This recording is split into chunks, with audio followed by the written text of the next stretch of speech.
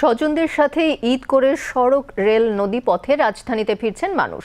7 দিনের ছুটি শেষে আজও কাজে যোগ দিতেই ঢাকায় ফেরার এই পালা। আর ফিরতি যাত্রায় দক্ষিণাঞ্চলের মানুষের মূল বাহন হচ্ছে লঞ্চ। সকাল থেকে একে একে যাত্রী নিয়ে লঞ্চ ভিড়তে থাকে সদরঘাটে। শাহেদ জাহিদির প্রতিবেদন। ঈদ উদযাপন শেষে রাজধানীতে ফিরছেন মানুষ, যোগ দেবেন কর্মস্থলে এবং ঢাকা ফিরে পাবে চিরচেনা রূপ। ঈদ মানে তো স্বজন সান্নিধ্য, আপনজনদের সাথে এক হবার আনন্দ। আর এই খুশি পুরো দস্তুর বুঝে নিতে বাড়িতে যেমন যেতেই হয়, তেমনি ছুটি শেষ হয়ে যাওয়ায় কাজে যোগ দেওয়ার জন্য ফিরতেই হয় ঢাকায়।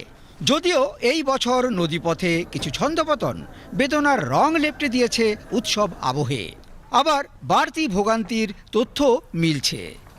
সদরঘাটে নেমে ঢাকায় পা রাখা কারো কারো অভিব্যক্তিতে যেন কিছুটা অস্বস্তি, বিরক্তি। আক্ষেপের সাথেই কেউ কেউ বলছেন, নৌযাত্রার চিরায়ত রূপ বুঝি হারিয়ে যেতে বসেছে। বরিশালের যে ঐতিহ্যটা, এটা আস্তে আস্তে প্রবণতা কমে যেতেছে। প্রথম দিকে অনেক জোরে চড়ায়, মাঝরাতে অনেক স্লো করে দেয়।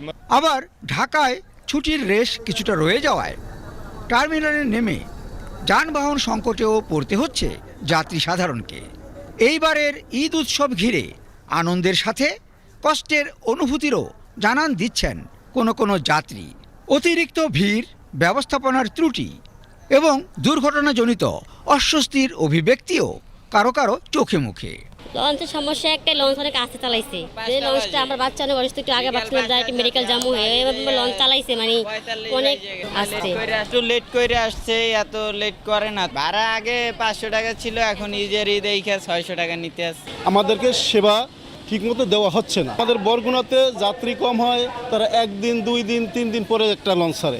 সচেতন মানুষের ভাষ্য, অতিরিক্ত যাত্রী বোঝাই লঞ্চে যাত্রা সবসময়ের জন্যই উদ্বেগের, কারণ তাতে অনেক সময়ই ঈদ আনন্দ বিষাদে রূপান্তরিত হয়।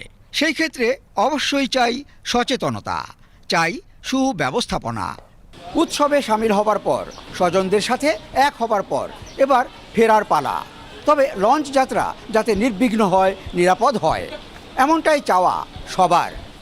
Shahed Zahidi, Sadarghat launch terminal, Dhaka.